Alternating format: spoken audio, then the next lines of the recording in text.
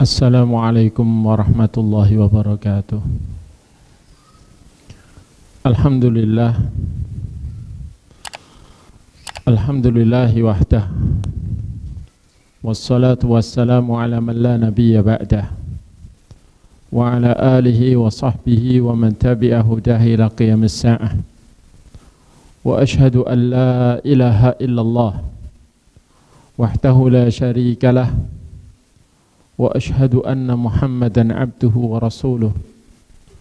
Qala ta'ala ya ayyuhalladzina amanu taqullaha haqqa tuqatih wa la tamutunna illa wa antum muslimun, amma ba'd. Jamaah sekalian yang saya hormati, yang saya cintai karena Allah, yang semoga selalu dirahmati Allah. Alhamdulillah, segala puji bagi Allah yang maha baik, yang kebaikannya tak terhingga.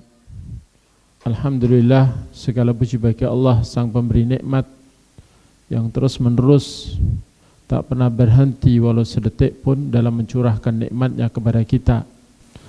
Dan alhamdulillah, segala puji baginya pula yang telah memilih kita termasuk hamba-hamba yang tidak bosan-bosan di dalam mengkaji agamanya. Semoga Allah Ta'ala terus memberikan kepada kita tambahan ilmu yang manfaat, yang bisa menambah iman, ketakwaan, amal saleh, serta rasa takut kita kepadanya. Dan juga semoga Allah melindungi kita semua dari mudillatil fitan, dari segala fitnah yang bisa menyesatkan ataupun menjerumuskan kepada kemaksiatan. Dan semoga Allah menjadikan kita termasuk hamba-hamba yang selalu dirahmati, sehingga tidak pernah dimurkai, dan juga ditunjuki sehingga tidak pernah tersesat. Dan harapan kita semoga nanti di akhirat kita termasuk hamba yang dihisab dengan hisab yang mudah, diselamatkan dari neraka dan dikumpulkan di surga Allah Ta'ala, tidak jauh dari manusia yang paling kita cinta, yakni Rasulul Islam, Nabi kita Muhammad sallallahu alaihi wasallam. Allahumma amin. Jamaah sekalian yang semoga selalu dirahmati Allah, melanjutkan materi kajian kita mengenal Allah Ta'ala melalui nama-namanya. Kita dahulu sudah kita kaji nama Allah Al-Khaliq, Al-Khallaq, Al-Khaliq dan Al-Khallaq, yakni sang pencipta dan yang banyak mencipta. Maka malam ini kita kaji nama Allah Al-Bari'u. Al-Bari'u yang maknanya sebenarnya mirip dengan Al-Khaliqu, akan tapi ketika disebut secara bersama-sama maka ada sedikit perbedaan makna. Namun kalau disebut secara bersendirian, maknanya juga sudah mencakup nama atau makna pada nama Al-Khaliqu. Nama Al-Bari'u ini disebutkan diantaranya di dalam firman Allah Ta'ala surat Al-Hasyr ayat 24. Huwallahul khaliqul bari'ul musawwiru lahul asma'ul husna. Dialah Allah yang dia itu Al-Khaliqu, sang pencipta, Al-Bari'u yang mewujudkan ciptaan dengan sifat yang dia kehendaki, dan dia itu Al-Musawwiru yang mencipta dengan bentuk atau rupa yang dia kehendaki. Lahul asma'ul husna, hanya milik dialah seluruh asma'ul husna, seluruh nama-nama terbaik, seluruh nama-nama terbaik, yakni seluruh nama yang dia tetapkan untuk dirinya, yang semuanya adalah terbaik, karena semuanya nama-nama dia menunjukkan makna, yang makna itu menunjukkan sifat dia, sifat kesempurnaannya pada puncak kesempurnaan, sehingga tidak ada yang membandingi walau dalam satu sifat pun dari sifat-sifat dia. Dan makna al-bari'u pada haknya Allah Ta'ala dijelaskan oleh para ulama.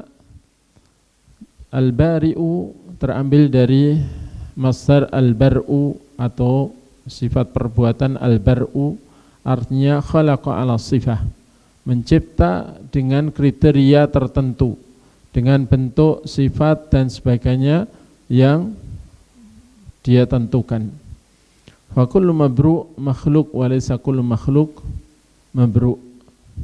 Maka setiap yang dicipta dengan kata-kata atau dengan istilah bara'a yabra'u itu pasti makhluk. Tapi tidak setiap makhluk itu disebut mabru'. Disebut mabru'. Itu secara bahasa demikian. Jadi al-bari'u itu tidak sekedar mencipta asal mencipta, tapi mencipta dengan kriteria-kriteria dan sifat-sifat yang telah ditentukan sedemikian rupa sesuai yang dia kehendaki. Sesuai yang dia kehendaki. Artinya tidak mencipta dengan asal-asalan. Dan al-khalqu itu at-takdir. Jadi bedanya antara al-bar'u dengan al-khalqu, mencipta, itu adalah sebenarnya al-khalqu maknanya adalah ketika digabung dengan al-bar'u itu adalah at-takdir, yakni menetapkan, mentakdirkan. Wal bar'u huwa tanfid, sementara al-bar'u itu mewujudkan apa yang ditakdirkan. Sehingga ibraz ma qaddarahu Allah wa qarrahu ila wujud, mewujudkan apa yang sudah Allah takdirkan sendiri dan Allah tetapkan menjadi terwujud, itulah makna al-bar'u yang pelakunya namanya al-bari'u. Walaysa kullu man qaddara syai'an wa rattabahu yaqdiru ala tanfidhihi wa ijadihi siwallah. Dan memang tidak ada siapapun yang menetapkan sesuatu, menyusun sesuatu itu kuasa untuk mewujudkannya dan melangsungkan rancangannya kecuali Allah tabaraka ta'ala. Kalau Allah ketika dia sudah menetapkan sesuatu dan menghendaki terwujudnya, maka dia sangat kuasa untuk mewujudkan sesuai dengan apa yang dia kehendaki dan dia tetapkan itu. Jamaah sekalian yang semoga selalu dirahmati Allah, termasuk pengaruh dari iman kepada nama Al-Bari'u ini adalah ya mirip dengan apa yang sudah kita sebutkan dulu, berupa pengaruh iman kepada nama Al-Khaliqu dan Al-Khallaqu, sehingga faedah dan pengaruh iman kepada nama Al-Bari'u itu ya mirip atau persislah dengan keimanan buahnya iman kepada nama Allah Al-Khaliqu dan Al-Khallaqu, di mana sekilas bisa kita lihat kembali bahwa di antara faedahnya adalah meyakini bahwa Allah lah satu-satunya yang mengawali seluruh ciptaan, yang mewujudkan tanpa ada contoh sebelumnya, dan Allah Ta'ala itu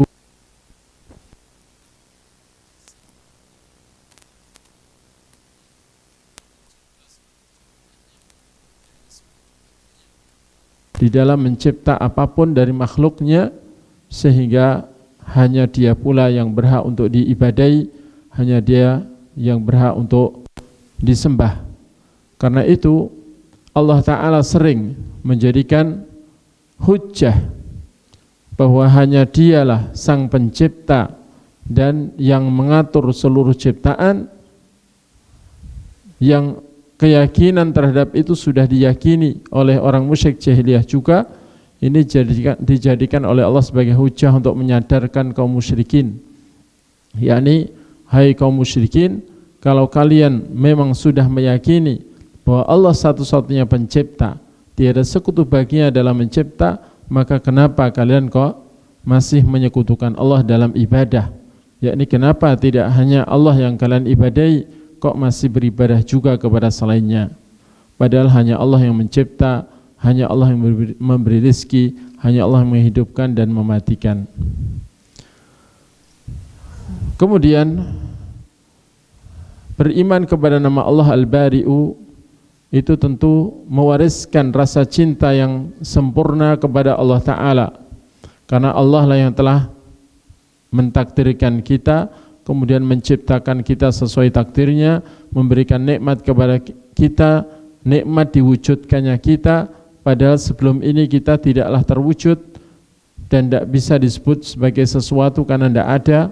Kemudian dia juga memberikan kepada kita seluruh apapun yang kita butuhkan sebelum kita tahu bahwa kita akan membutuhkannya, termasuk semua organ-organ yang ada di tubuh kita, termasuk semua anggota badan kita, dan fungsi-fungsi setiap organ itu semuanya sudah Allah siapkan kita sebelum kita tahu, karena kita belum lahir, belum tahu bahwa kita akan membutuhkan semuanya itu. Dan ini semua adalah kebaikan Allah Ta'ala yang memang Dia maha baik dan memelihara kita dengan nikmat dan kasih sayangnya, yang tentunya itu harus menumbuhkan dalam hati kita cinta kepadanya dengan cinta tertinggi, karena hati yang normal pasti akan mencintai siapa yang paling banyak kebaikannya. Yang paling dicintai oleh hati kita adalah yang paling banyak kebaikannya. Sementara Allah lah sumber segala kebaikan, bahkan tidak ada kebaikan secara hakikatnya kecuali dari Allah bermula. Jamaah sekalian yang semoga selalu hormati Allah, beriman kepada nama Allah Al-Bari'u ini juga menunjukkan bahwa Allah Ta'ala pastilah memiliki sifat-sifat yang sempurna. Melihat ciptaan-ciptaan Allah yang sedemikian rupa, yang tidak ada yang patut disayangkan, semuanya Allah ciptakan sesuai apa yang Dia kehendaki dan sesuai ilmunya Allah yang sempurna.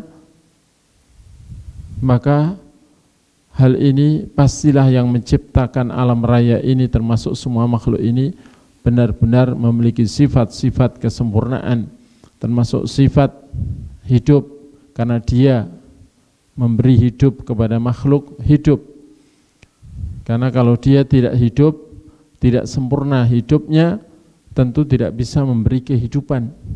Karena faqidu syai' la yu'tih, yang tidak memiliki apa-apa juga tidak akan bisa memberi apa-apa. Maka Dia kalau bisa memberi hidup, termasuk hidup yang panjang seperti hidupnya para malaikat, tentu yang memberi sifat hidup untuk makhluk-makhluk hidup ini adalah maha hidup, maha sempurna dalam sifat hidup itu.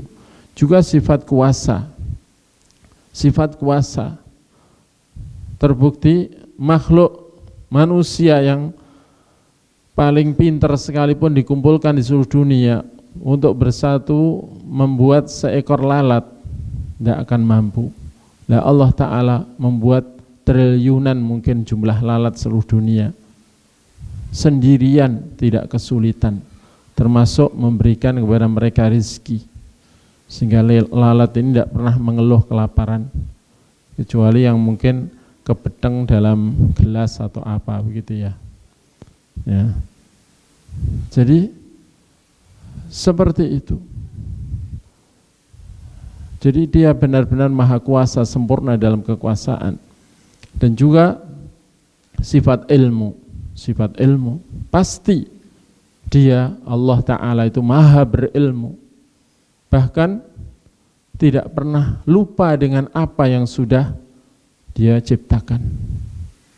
Tidak pernah lupa dengan sidik jari bahkan setiap manusia sejak zaman Nabi Adam, sehingga tidak pernah membuat sidik jari yang sama dari miliaran manusia ini.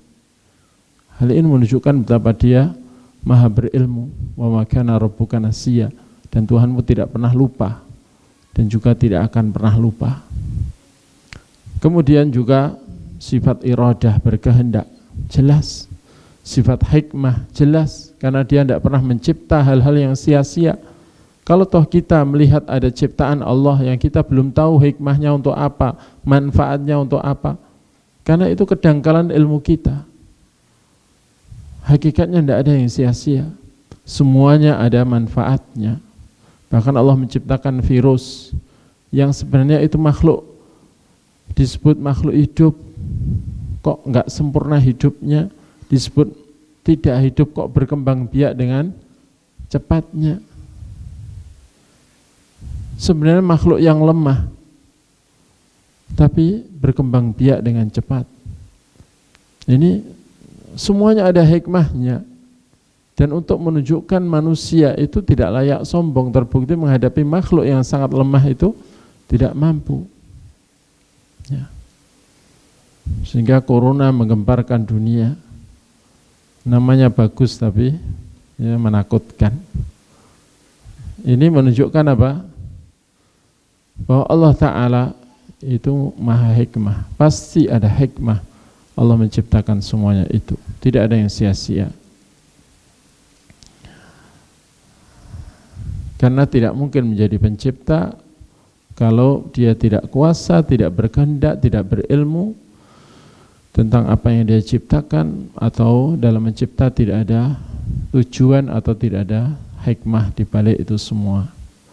Kemudian di dalam keimanan kepada nama Allah Al-Bari'u ini juga mengandung konsekuensi bagi kita untuk mau menerima syariatnya dan hukumnya, dan mau mencari hukum kepada hukum Allah dan tidak ridho kepada hukum selainnya sebagai gantinya.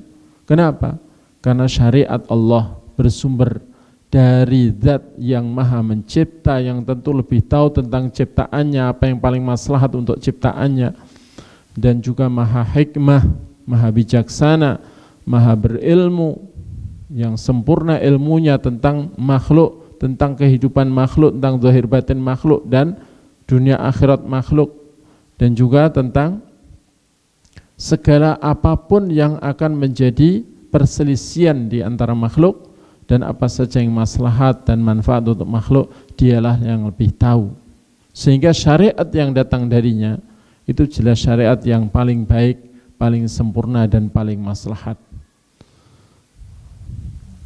Kemudian termasuk buahnya iman kepada nama Allah Al-Bari'u adalah bahwa Allah Subhanahu wa ta'ala itulah yang menciptakan segala sesuatu, sehingga dia pastilah mengetahui rincian-rincian apapun yang ada pada makhluk semuanya, baik yang kecil maupun besar, yang lembut maupun yang akal, semuanya itu dalam pengetahuan dia. Tidak ada yang luput dari pengetahuan dia, sehingga kita harus selalu merasa diawasi oleh dia, dan memang demikianlah halnya.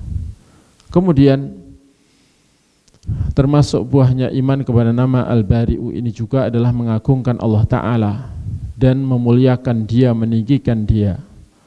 Dan hal itu karena di antara makhluk-makhluk Allah Ta'ala itu ada yang sangat besar, yang manusia ini tidak ada apa-apanya dibandingkan ukuran makhluk-makhluk Allah yang lain. Ya, di antara makhluk hidup ada yang namanya malaikat, dan di antara malaikat itu ada yang ukurannya sangat besar. Bahkan kata Nabi kita bahwa ketika Mi'raj beliau ketemu salah seorang dari malaikat pemikul arsy, maka beliau menyebutkan bahwa beliau diberitahu bahwa jarak antara telinga bagian bawah mereka hingga pundaknya. Jadi malaikat pemikul arsy, salah seorang pemikul arsy, jarak antara telinga bagian bawah dengan pundaknya ini seperti jarak antara langit dan bumi. Seperti jarak antara langit dan bumi. Dan arsy sebagai ciptaan Allah yang paling besar, langitnya semua surga, langit di atasnya surga Firdaus, yang ada di atasnya surga Firdaus ini cukup dipikul oleh 4 malaikat pemikul arsy. Dan nanti ketika hari kiamat ditambahi 4 lagi menjadi 8. Sebagaimana Allah katakan wa yahmilu arsya rabbika fawqahum yawma idzin thamaniyah. Dan yang memikul arsy Tuhanmu pada hari itu adalah 8 malaikat. Kalau di antara ciptaan Allah ada yang sangat besar seperti itu, tentu Allah Ta'ala jauh lebih besar, lebih agung. Arsy yang itu adalah ciptaan yang sangat besar, bahkan paling besar, dan Allah sebut sebagai arsyun azim, arsy yang agung. Saking agungnya ukuran arsy, ternyata belum akbar, belum yang paling besar. Yang akbar adalah Allah Tabaraka wa Ta'ala yang menahan arsy sehingga tidak jatuh, menjatuhi surga, meruntuhi surga. Bahkan Allah yang menahan seluruh malaikat dan yang memberi kekuatan seluruh malaikat pemikul arsy. Kalau seandainya Allah tidak memberi lagi kekuatan untuk mereka, ya tentu mereka bukan nahan arsy tapi malah gandoli arsy. Karena itu, ya, kalau para malaikat pun dikatakan oleh Allah Ta'ala ya khawfuna rabbahum min fawqihim, mereka semua para malaikat termasuk penduduk langit, termasuk pemikul arsy, semuanya takut kepada Tuhan mereka. Ya khafuna rabbahum min fawqihim, yang ada di arah atas mereka. Mereka semuanya takut kepada Allah yang ada di atas mereka semua. Di atas dengan jarak yang Allah sendiri yang tahu. Allah tidak menempati arsy, Allah tidak numpang di atas arsy. Allah tidak duduk di atas arsy. Tapi dia istawa alal arsy, tinggi di atas arsy. Berapa jarak antara arsy dengan Allah? Allah sendiri yang tahu. Bagaimana dia di sana tidak boleh ditanyakan bagaimananya, karena hanya Allah sendiri yang tahu. Karena itu istawa tidak boleh diartikan duduk. Dan tidak ada riwayat dari salaf yang mengartikan istawa alal arsy itu Allah duduk di atas arsy. Sehingga kalau ada orang yang menuduh kita, katanya kita meyakini Allah duduk di atas arsy dengan kaki selonjor ke bawah atau menggantung ke bawah menginjak kursinya yang ada di atas langit ketujuh, itu adalah fitnah. Itu adalah fitnah. Fitnah dusta. Ya. Sebagaimana disebutkan dalam Sahih Bukhari, makna istawa adalah ala wartafa'a, bukan maknanya istaula seperti orang Jahmiyah mengartikan. Karena istaula artinya menguasai, dan arti istaula itu artinya secara bahasa menguasai yang sebelumnya belum ia kuasai. Sehingga kalau Ar-Rahman wal Asistawa diartikan Ar-Rahman wal Asistaula, artinya Allah menguasai arsy yang sebelumnya belum ia kuasai. Ya. Sehingga ketika firman Allah Ta'ala diartikan tsumma stawa 'alal arsy, yakni huwallazi khalaqas samawati wal arda fi sittati ayamin tsumma stawa 'alal arsy, kalau diartikan menguasai, ya maknanya jadi rusak. Dialah Allah yang menciptakan seluruh langit dan bumi dalam 6 hari, kemudian ia istawa 'alal arsy. Coba kalau diartikan menguasai, kemudian dia menguasai arsy, berarti sebelum mencipta langit dan bumi dia belum menguasai arsy, kan gitu. Nah, ini makna yang salah tentunya dalam akidah. Dan seluruh imam mazhab, termasuk imam mazhab yang 4, imam mazhab tidak hanya 4, tapi yang masyhur 4, ini semuanya meyakini Allah itu istawa 'alal arsy, tinggi di atas seluruh ciptaannya, terpisah dari makhluknya, tidak menempati makhluknya, tidak menempati alam raya, tidak pula ditempati oleh makhluknya atau ciptaannya, termasuk udara. Jamaah sekalian yang semoga selalu hormati Allah. Dan itu pula yang menjadi buahnya iman kepada nama Allah Al-Bari'u, karena dia sang pencipta seluruh alam.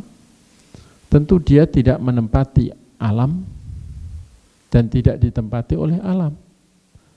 Nama yang pencipta ya terpisah dengan yang diciptakan, bukan jadi satu dalam ciptaan itu. Dan ini sekaligus bantahan terhadap orang-orang wahdatul wujud yang meyakini manunggaling kaula Gusti, atau meyakini bahwa wujudnya makhluk ini juga wujudnya Allah sendiri. Ini adalah jelas salah, dan itu telah salahkan oleh para ulama Ahlus Sunnah atas pencetus faham itu yang paling masyhur, yakni Al-Hallaj.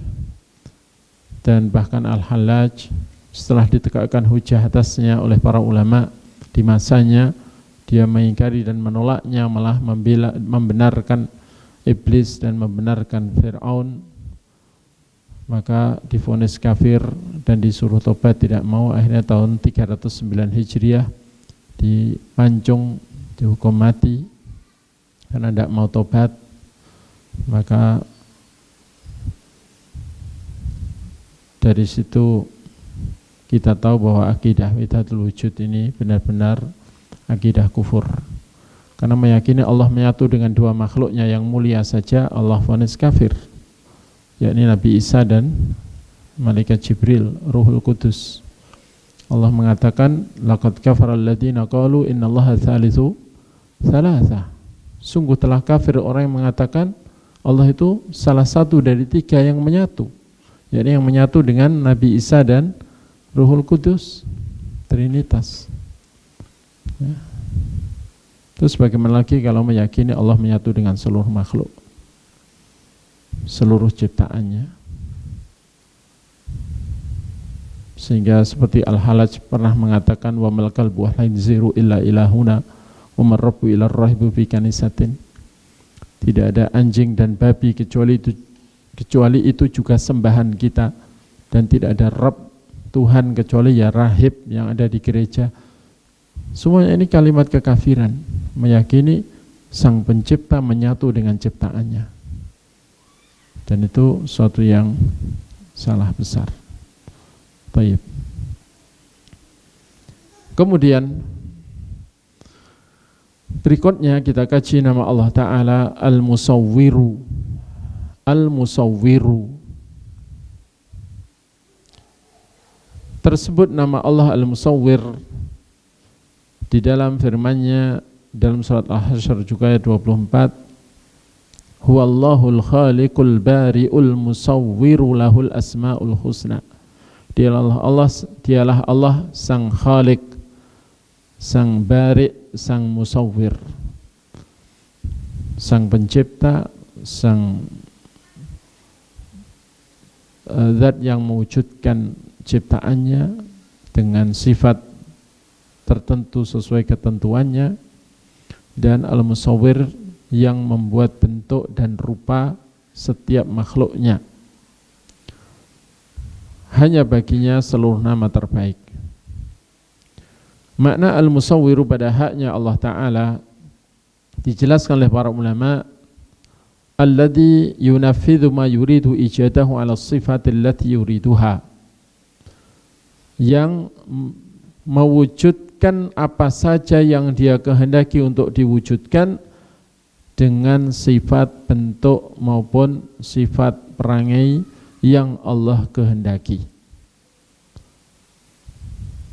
Nah, karena bentuk itu ada bentuk fisik, ada bentuk ya karakter, tabiat, bentuknya gimana. Meskipun tidak kasat mata tapi bisa dirasakan.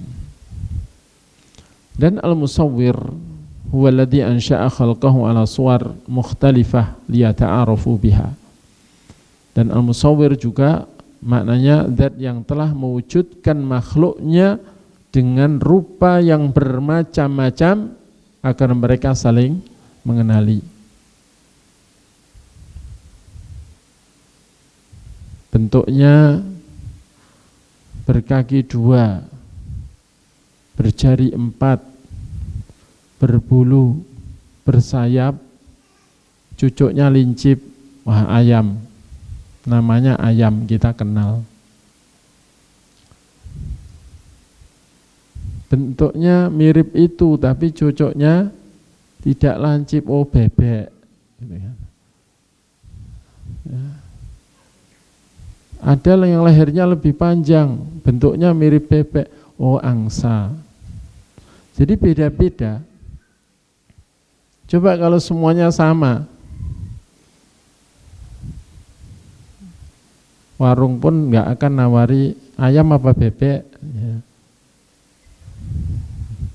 Ya, semuanya ayam misalnya. Begitu, paling-paling ayam kampung apa ayam ya ayam kota kan itu. Ya. Nah manusia, Masya Allah, dibuat semuanya berbeda-beda. Sampai orang kembar pun ada bedanya. Bahkan kembar identik. Kadang sulit dibedakan, tapi yang biasa ketemu atau tiap hari lihat bisa membedakan. Ini luar biasa. Coba kalau boneka di toko, di balik bajunya dikasih nama sendiri-sendiri. Kita walau tiap hari masuk toko, kalau dipindah sudah bonekanya, dipindah posisi, dipindah-pindah, atau bajunya diganti gitu aja, kita sudah lupa ini yang namanya siapa. Karena cetakan pabrik itu ya. Tapi manusia dibuat berbeda-beda rupanya. Ini lihat ta'arufu. Warna kulitnya dibuat beda-beda, yang menunjukkan ini bangsa mana, bangsa mana, bangsa mana. Meskipun kalau orang Arab lihat orang Indonesia dengan orang Thailand, dengan orang Filipina, dengan itu mirip-mirip. Sering bingung, ini Indonesia apa Malaysia apa Thailand apa Filipina. Saya sering ditanya sama orang sana, "Anta Filipini, kamu Filipina?" "Oh bukan, saya Indonesia." Ya. Jadi sebagaimana orang yang nggak pernah ke Arab, melihat orang Arab mirip dengan India, mirip dengan Pakistan, mirip dengan ya, Irak, padahal beda-beda. Mirip dengan Maroko, Mesir, padahal beda. Kalau kita sudah lama di sana bisa membedakan. Nah, ini semua atas kemahatauan Allah. Ilmu Allah yang sempurna dalam membuat bentuk dan tidak pernah berulang itu bentuk. Ya. Masya Allah, tunggal bapak, tunggal ibu, beda semua. Itu menunjukkan rahim ibu kita itu bukan cetakan, bukan cetakan, tapi hanya tempat untuk Allah naruh bahan penciptaan kita dan Allah membentuk. Dan padahal ketika membentuk rupa kita itu gelap. Di dalam rahim itu gelap gulita, yang Allah sebut dengan istilah dzulumatin tsalath, 3 lapis kegelapan. Gelapnya air ketubah, gelapnya dinding rahim, terus gelapnya perut, lapisan perut gelap ya. Dan apalagi masih dipakai baju gelap juga ya. Tambah lagi. Tapi Allah mencipta tidak salah, naruh hidung, naruh lubangnya, naruh semuanya pas. Belum lagi yang di dalam tubuh si janin itu berupa jantung, ginjal, tidak ada yang salah taruh. Semuanya ini adalah menunjukkan betapa dia benar-benar al-musawwir, yang maha berilmu dan maha kuasa. Ini surah Isya Biasanya adzan dulu. Ya, silahkan. Kita lanjutkan.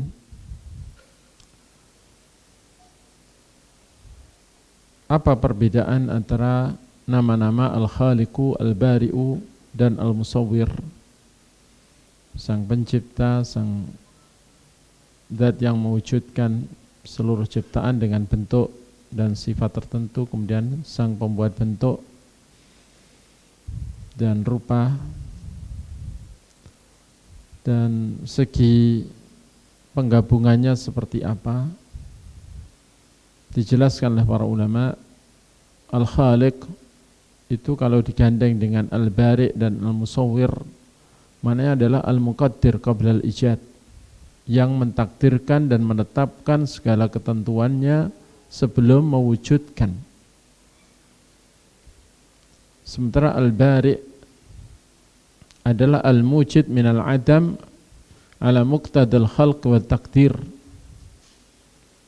Al-Bari' berarti yang mewujudkan dari tidak ada menjadi ada sesuai ketetapan penciptaan dan takdir.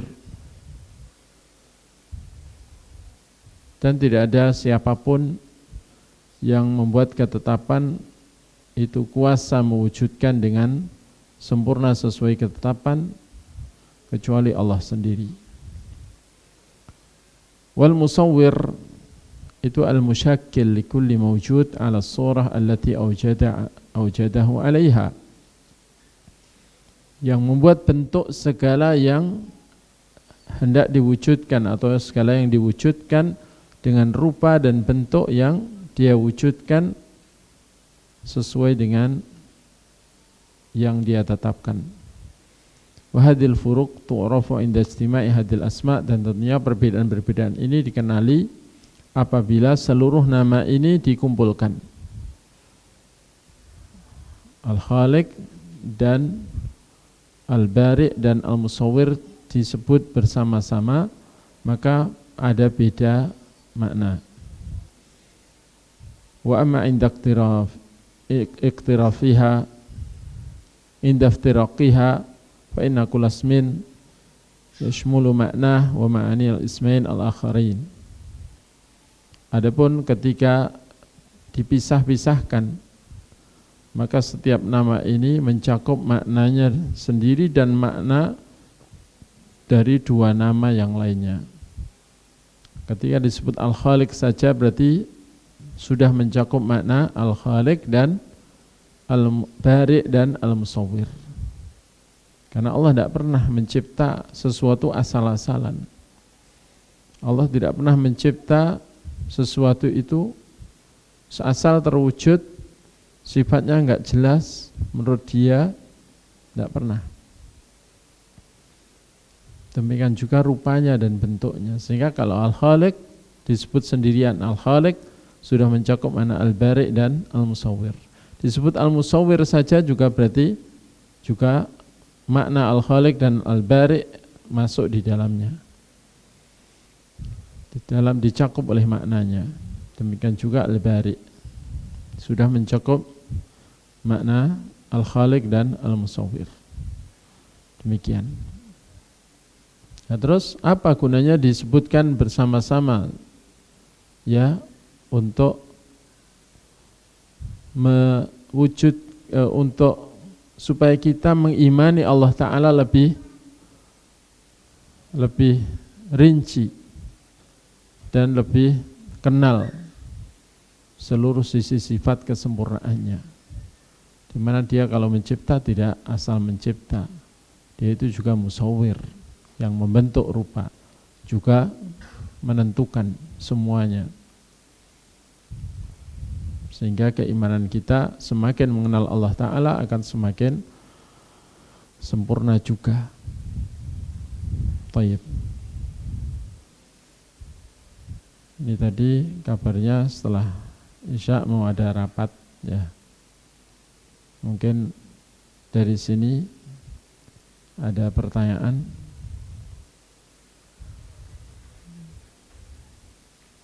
Nah.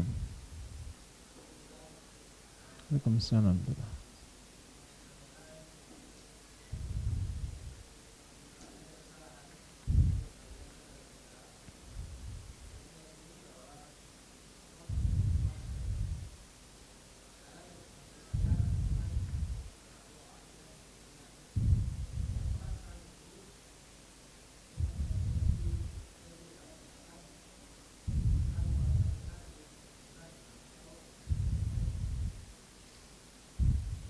Menurut antum Allah bertempat? Hah? Tidak, pertanyaan antum keliru. Coba diulangi pertanyaannya.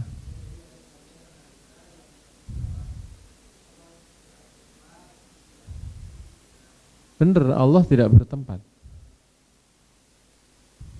Yang benar Allah memang tidak bertempat, dalam artian tidak membutuhkan tempat dan tidak menempati tempat. Dalam artian tempat itu makhluk, ciptaan, alam.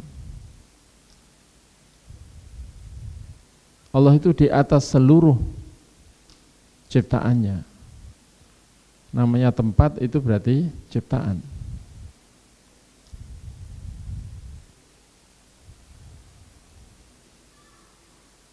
Jadi Allah di atas arsy itu bukan menempati arsy. Itu yang benar. Dia tinggi di atasnya. Dengan ketinggian yang hanya Allah sendiri yang tahu. Berapa jarak antara arsy dengan Allah? Allahu a'lam.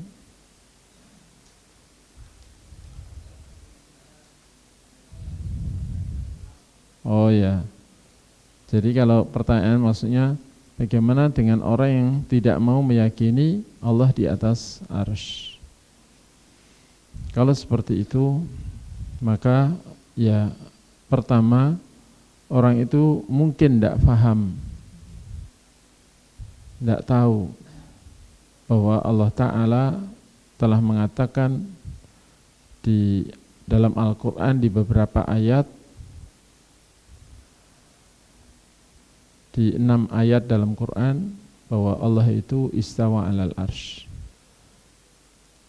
Dan arti istawa alal arsh itu tinggi di atas arsy sebagaimana disebutkan di dalam Sahih Bukhari di kitab tafsir tentang tafsir surat Thaha ayat 5, Ar-Rahmanu 'alal 'arsy istawa. Dijelaskan oleh dua ulama tabi'in bahwa istawa 'alal 'arsy itu ala wartafa'a 'alal 'arsy, tinggi di atas arsy. Yang tentunya dengan ketinggian yang hanya Allah yang tahu bagaimananya. Dan juga nama Allah Al-Ali dan nama Allah Al-A'la, yaitu menunjukkan dia maha tinggi, dan Al-A'la yang tertinggi. Dan juga keyakinan Nabi bahwa Allah tinggi di atas arsy-Nya, sebagaimana sabdanya wallahu fawqa arsyih wa huwa ya'lamu ma antum alih. Dan Allah itu di atas, fawqa itu di atas dengan jarak, di atas dengan berjarak. Allah itu di atas arsy dan dia dari sana tahu segala apa yang ada pada kalian.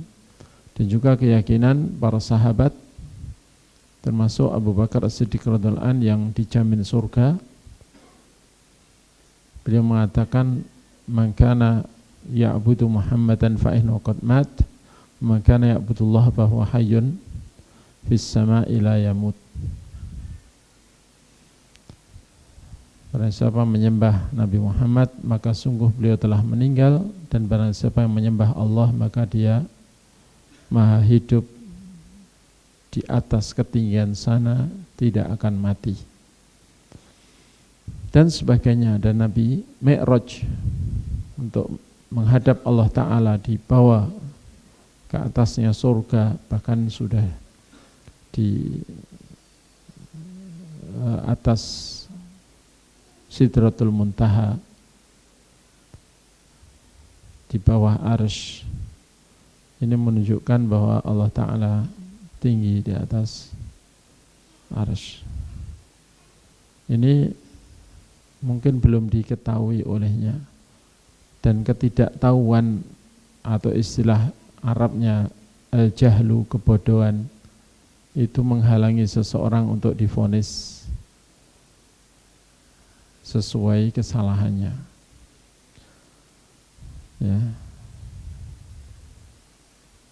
Jadi tidak boleh divonis kafir atau intinya kita bukan orang yang berhak menvonis. Tapi kalau iktikadnya itu salah itu, maka kita katakan salah. Itu ya. Kalau mereka berdalil dengan perkataan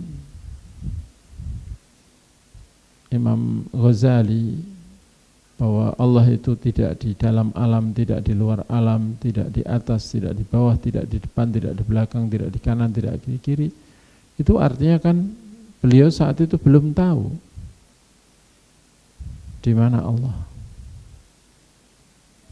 Berarti kan tidak ada jawaban di mana Allah, maka dijawab tidak di atas, tidak di bawah, tidak di depan, tidak di belakang, tidak di kanan, tidak di kiri, tidak di luar alam, tidak di dalam alam. Itu kata simpelnya apa? Tidak tahu, kan gitu kan? Belum tahu atau tidak tahu. Tidak karuan, kan gitu. Nah, berarti itu benar. Tapi beliau kan akhirnya tobat. Setelah banyak mengkaji Sahih Bukhari, membaca Sahih Bukhari, beliau mengatakan hadza madhabi, hadza madhabi. Ya. Dan sebagainya, termasuk Imam Ar-Razi pembela akidah Syariah. Itu begitu. Nah, Imam Abdul Hasan Asy'ari sendiri telah tobat dengan menyusun kitab, beberapa kitab, di antaranya Al-Ibanah Ushul Diyanah. Beliau menyatakan istiwa Allah 'alal arsy, menetapkan sifat ulu dan menyatakan bahwa akidah beliau sekarang adalah akidah seperti yang diyakini oleh Imam Ahmad bin Hanbal. Itu setelah usia 40. Nah, orang itu yang jelas, orang yang seperti itu ya masih keliru dalam ini. Tidak usah divonis orangnya, haknya orang yang tidak tahu adalah diberi tahu dengan sabar. Itu aja. Ya. Sebagaimana anak kecil yang tidak tahu apa-apa, ya diajari haknya itu, bukan divonis. Gimana kalau ngengkel? Nah, mungkin juga cara menjelaskannya yang kurang pas atau kurang berdalil. Coba ditunjukkan ini loh, kitab Al-Ulu lil Aliyil Qadir karya Al-Imam Az-Zahabi yang mencantumkan ratusan dalil yang menunjukkan Allah di atas. Di atas, tapi tidak seperti makhluk di atas. Ketinggian makhluk itu semuanya ada batasnya. Sementara Allah Ta'ala tidak bisa kita batasi. Yang jelas dia di atas segala ciptaannya yang paling tinggi sekalipun. Nah, ini yang tidak dipahami lah. Mereka kebanyakan juga menuduh kita sudah a priori melihat orang jenggoten, cingkrang, ya, pengen bermanhaj salaf, mengikuti salaf, itu langsung gambarannya ini mesti orang yang menyerupakan Allah dengan makhluk, meyakini Allah duduk di atas arsy, membutuhkan tempat dan sebagainya. Nah, mungkin juga antum waktu menjelaskan itu menyebut Allah bertempat. Nah, itu jelas salah, antum sendiri salah gitu ya. Allah menempati arsy-Nya. Itu salah.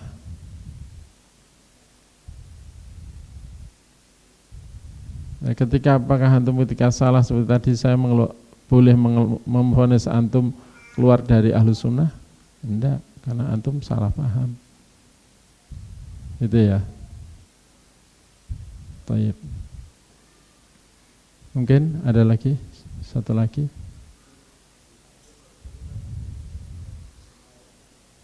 Ya, bersemayam itu bukan bertempat. Dan saya sendiri asal kata bersemayam itu saya juga nggak tahu. Kenapa diartikan bersemayam? Semayam itu dari bahasa apa saya nggak tahu. Nah, Ya lah, jenazah disemayamkan itu artinya dikuburkan. Kan itu bahasa terjemahan ini kadang-kadang tidak pas. Artinya tinggi. Tinggi di atas arsy gitu loh. Tidak usahlah pakai istilah yang membuat orang itu salah paham. Semayam itu seakan-akan bertempat. Tidak usah pakai semayam. Pakai tinggi. Sebagaimana ya,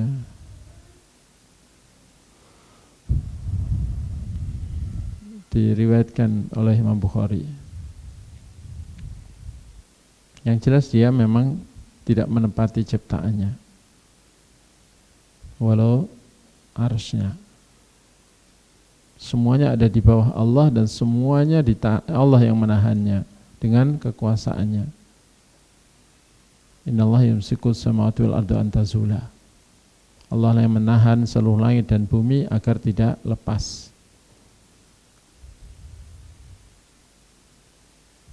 Ya.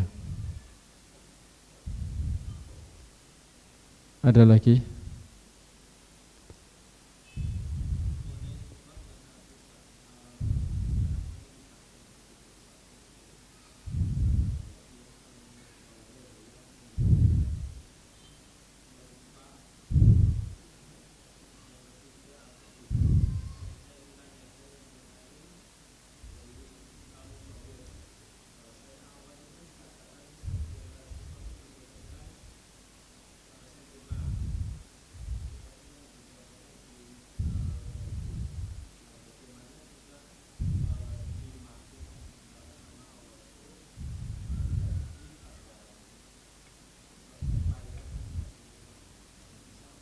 Cacat lahir gitu ya.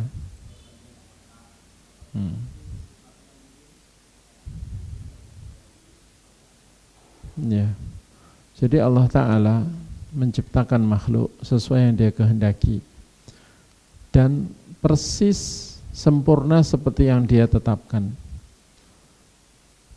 Jadi Allah menciptakan makhluk yang memang lahir misalnya buta, atau lahir cacat mentalnya, atau lahir jantungnya tidak sempurna.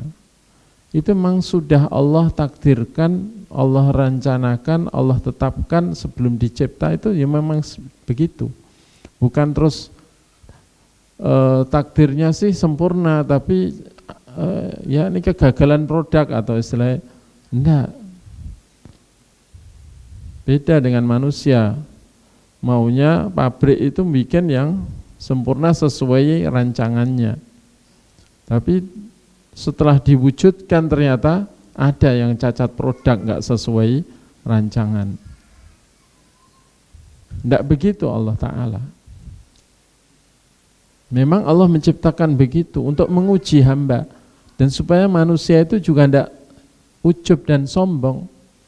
Cobalah setiap anak itu mesti persis sama bapaknya jenius, anaknya jenius semua. Bapak ibunya ganteng, cantik, anaknya ya semuanya ganteng, cantik semua. Nah, itu bisa sombong, bisa bilang siapa dulu bapaknya, siapa dulu ibunya, kan gitu. Jadi seakan-akan orang tuanya yang mencipta akhirnya merasa begitu. Nah, Allah Ta'ala ingin mewujudkan. Ya.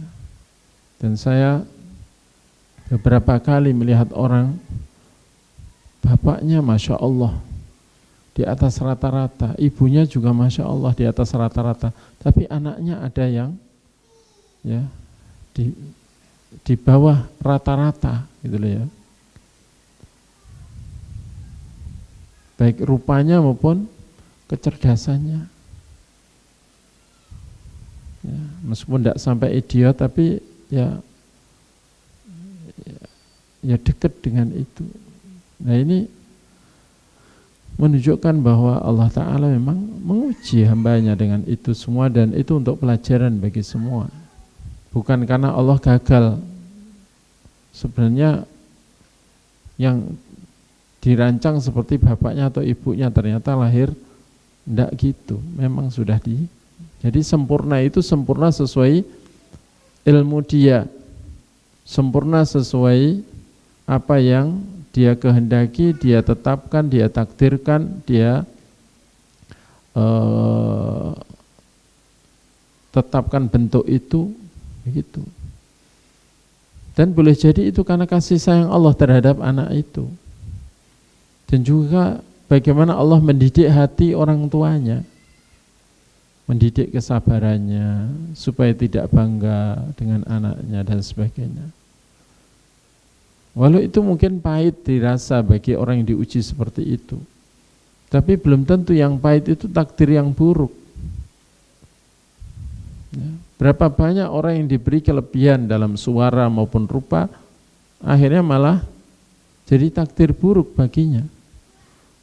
Rupanya Masya Allah, suaranya ya, merdu, lembut, empuk, ya, ada kenyalnya, ya. Ya. Akhirnya apa? Jadi takdir buruk. Akhirnya jadi artis, jadi penyanyi, jadi ya. Jadi kejar-kejaran wanita yang ya, akhirnya tidak tahan uji, akhirnya terjemus kepada hal yang menghancurkan kehidupan kekal abadinya dan sebagainya, kan jadi takdir buruk. Karena itu Allah mencipta kita, walau menurut nafsu ini kurang bangir atau ini kurang ya, begini, ini kurang tinggi, ini kurang kurus dan sebagainya, ya, itu adalah yang terbaik menurut Allah yang maha sempurna dalam ilmu. Karena boleh jadi kalau kita diberi yang lebih dari itu, ya kita nggak tahan uji. Jadi Allah tahu kapasitas hati kita, semuanya disesuaikan. Itu aja kadang kalau kita nggak bisa menjaga diri dari godaan, dari ya melihat orang lain yang di atas kita, itu bisa terjemus pada kesalahan dalam mensikapi apa yang Allah karuniakan ini, dan padahal ini yang terbaik yang Allah berikan. Begitu. Baik. Mungkin itu mewakili ya jawabannya. Ya. Kiranya demikian apa yang bisa disampaikan, mudah-mudahan Allah beri manfaat dari apa yang kita kaji, dan semoga Allah Ta'ala menjadikan kita sebagai hamba-hamba yang terus tumbuh cintanya kepadanya sehingga dia menjadi yang paling kita cintai, dan segala apa yang Allah cintai juga kita cintai karena dia, dan siapapun yang Allah cintai juga kita cintai karena dia, sehingga kita mendapatkan tali iman yang terkuat, al-hubbu fillah wal bughdu fillah, cinta karena Allah, benci juga karena Allah. Dan semoga dengan itu kita akan termasuk hamba yang bisa memurnikan seluruh pengabdian kita kepada Allah, karena seluruh hati akan menunjukkan ibadahnya, pengabdiannya kepada yang paling dicintai oleh hati. Kita enggak mungkin bisa bertauhid kalau belum bisa mencintai Allah melebihi segalanya. Mustahil bahkan untuk bisa bertauhid kalau belum bisa mencintai Allah melebihi segalanya. Karena itu menumbuhkan cinta dari sela-sela mengenal Allah Ta'ala dan kebaikannya, termasuk di sela-sela makna yang ada pada nama-namanya. Ini termasuk hal yang paling penting. Dan semakin hamba mengenal Allah dengan baik dan benar, maka insya Allah akan semakin bagus amalan hatinya kepada Allah Ta'ala. Dan itulah harapan kita semua untuk diri kita. Kita akhiri, subhanakallahumma wa bihamdik, asyhadu an la ilaha illa anta astaghfiruka wa atubu ilaik. Wa sallallahu ala nabiyyina Muhammad wa ala alihi wa sahbihi. Wa akhiru da'wana alhamdulillahi rabbil alamin. Wassalamualaikum warahmatullahi wabarakatuh.